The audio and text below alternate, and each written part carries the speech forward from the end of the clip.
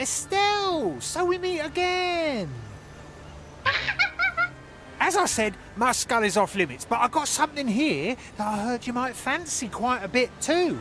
Black moss on sole crab shells, pickled in, wait for it, grog.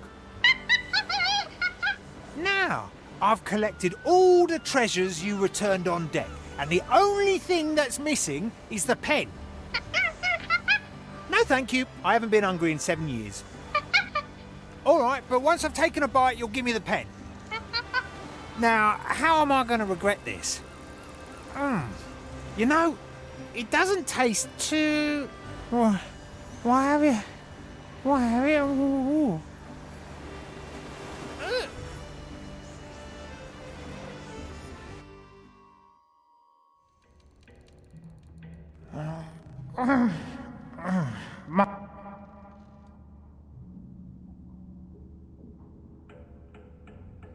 The line's steady. Will it yield coin?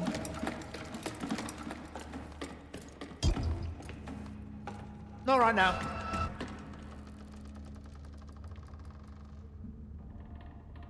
It's a deal then.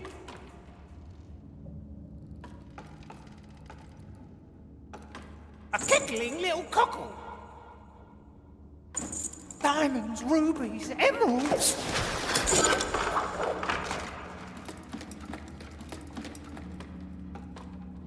The bait becomes the bait. If there is value, it's mine. That's my head, thank you very much. Now please, hand me that pen. Careful waving it around like that, Estelle. That pen is really, really dangerous.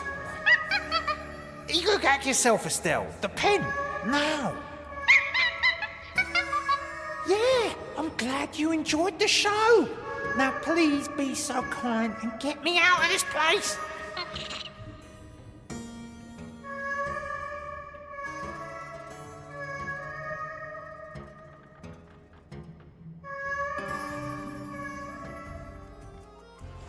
Good.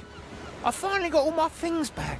The only thing left to do is speak to Pete and the Nameless one. If there is... want nobody spreading the word that I'm not holding up the ends of my bargains.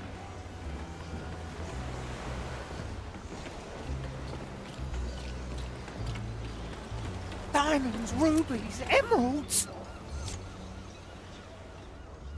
Greetings! I'm here to honour my part of the bargain. Estelle really did it. Hey, Pete, look. The gentleman is here to honour his bargain.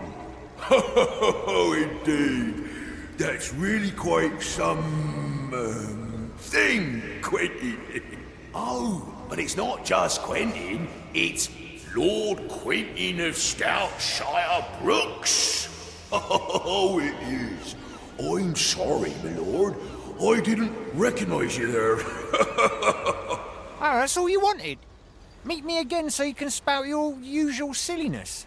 Oh, yes. And please make sure you visit Madame Gertrude of Brexter Castle as well.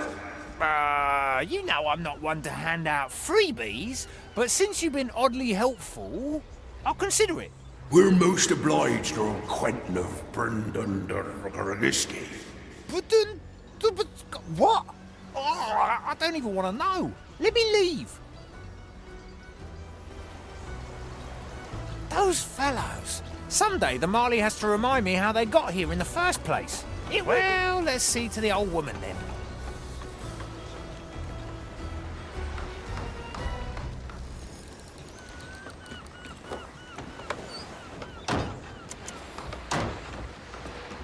It's a deal then. Ah, Quentin. It's so nice of you to visit.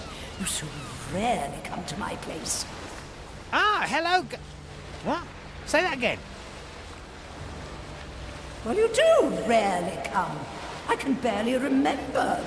No, I mean, you do recognise me. You realise I'm Quentin. Well, of course, Quentin. I've always had an eye for men with such pronounced facial hair as yours? Facial... Oh, that lumpy swash of latrine water. She could have blown my head into bits and pieces with that pen. Explains why the skullheads were acting all strange, too. Oh, I gotta give it to her. Estelle got me good this time. Estelle gave you that trim? Oh, maybe that monkey does have more taste than I thought. I'll have to have a pot of tea with her sometime. For now, why don't you stay here for a while? Yeah, I gotta sit somewhere and polish my skull anyway. So please go ahead, Gertrude. I got quite some time to spare. And then they were going on and on about the amount of heads on my chest. They might think this just vile decorum, but you can't imagine the strain the pitch of their voices put on my many ears. Ah, but I know that you do understand me, Quentin. Oh, besides, have I told you about the parrot droppings that have been infesting my left eye socket?